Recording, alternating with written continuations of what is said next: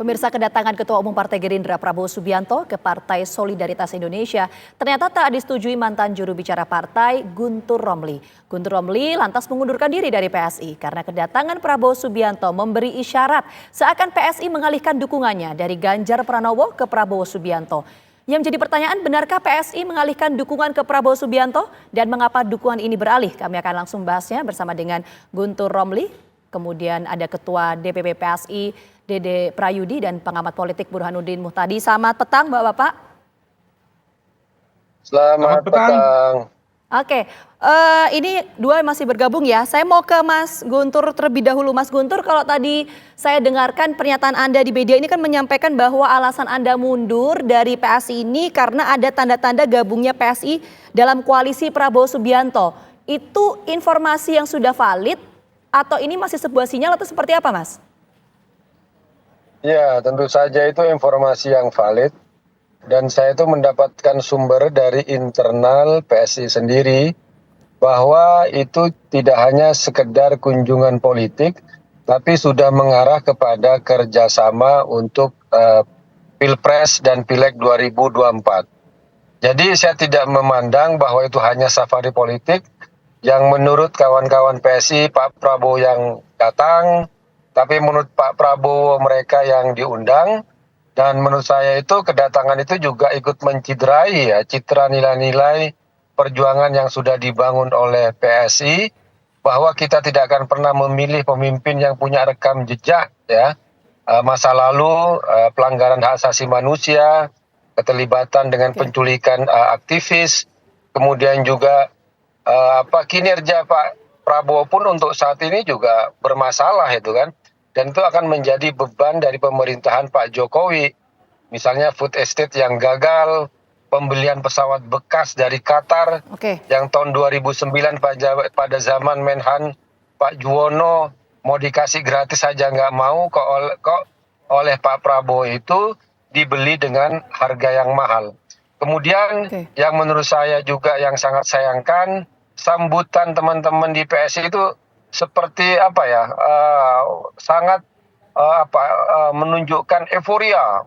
Mereka kedatangan Pak Prabowo itu seperti kedatangan tokoh yang dieluk-elukan ya kalau kita baca medsosnya itu kan.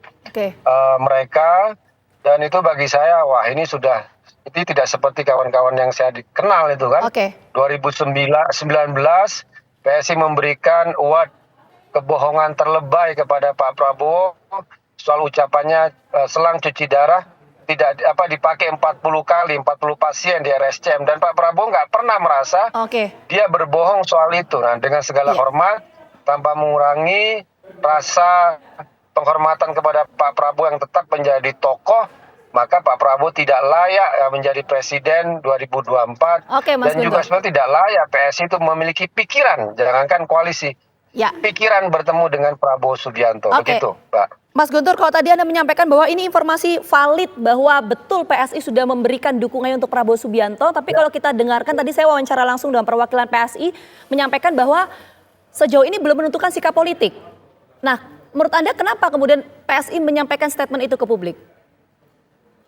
Ya, kalau saya melihat karena pemilih PSI itu dan pengurusnya itu rata-rata memang pendukung Ganjar Pranowo. Itu kan usaha untuk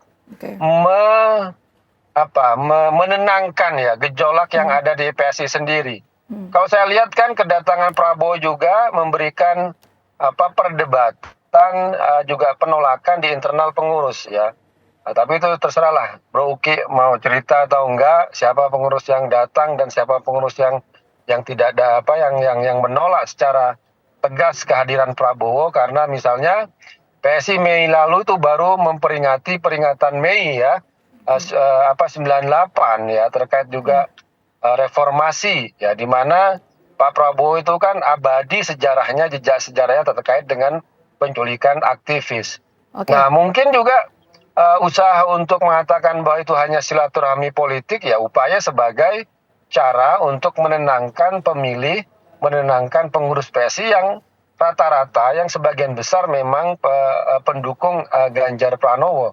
Tapi saya lihat tanda-tanda itu kan sudah semakin jelas ketika misalnya rembuk rakyat Oke. PSI sudah menetapkan Pak Ganjar sebagai capres, kemudian tiba-tiba PSI bersikap netral dengan alasan tegak lurus kepada Pak Jokowi, tapi di sisi yang lain juga katanya juga ngambek terhadap sikap komunikasi dengan PDI Perjuangan. Tapi saya Oke. lihat ini juga merupakan strategi dari Pak Prabowo untuk mengadu domba menurut saya. Pak Prabowo mengadu domba relawan Jokowi, mengambil yang satu dan yang lainnya, kemudian juga sekarang ya menurut saya Oke. juga usaha adu domba itu Mas terjadi Guntur, pada PSI. ya, Begitu, Mbak. kita sampai situ dulu. Nanti saya akan fokus ke angle lain ya. Tapi kita fokus dulu ke situ. Kalau tadi kan Mas Guntur menyampaikan bahwa ini kurang lebih ada friksi di internal PSI. Ada yang mendukung Pak Prabowo, ada yang mendukung Ganjar. Saya mau ke Kang Uki dulu deh. Sudah bergabung bersama kami, Kang Uki. Halo? Kang Uki? Bro Uki. Iya, halo. Oke, Kang Uki langsung saja. Tadi kalau Mas Guntur menyampaikan bahwa ini sudah valid informasinya bahwa PSI sudah memberikan dukungan seutuhnya untuk Prabowo Subianto. Itu betul nggak, Kang Uki? Sebenarnya memang belum diputuskan apa-apa ya. Oke. Artinya saya harus buka dari awal dulu bahwa diawali itu dengan Pak Jokowi sendiri ya yang meminta Bro Wamen kita ya, yaitu Bro Raja Juli Antoni untuk cobalah berkenalan dengan Pak Prabowo begitu.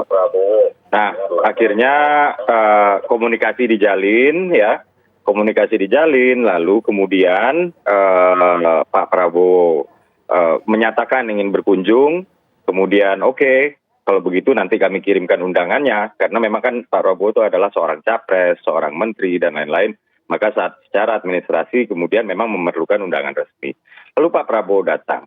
Memang ini adalah sesuatu yang sangat mengejutkan, saya sendiri itu juga baru tahu itu H-3 ya. Sebelum acara, jadi orang yang memberitahu saya tanya ini memang direncanakan sejak kapan?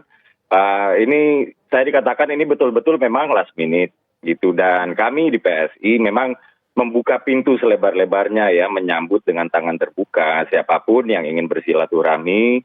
Kemudian it happen bahwa Pak Prabowo seorang capres ya yang digadang-gadang bersama Pak Ganjar akan menjadi capres terkuat kita, itu datang ke kantor kami bersama Partai Gerindra. Tentu dong pintu kami buka dengan terbuka gitu ya, dan tangan kami juga menyambut dengan tangan yang terbuka. Dan pada saat pembahasan dengan Pak Prabowo, saya ada di ruangan ya, Pak Prabowo bersama PSI ya.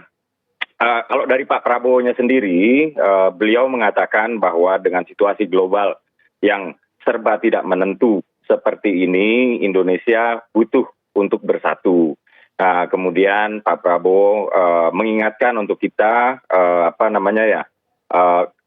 fokus kepada persamaan gitu. Oke. Sementara dari PSI sendiri menghargai Pak Prabowo yang bergabung ke koalisi Pak Jokowi.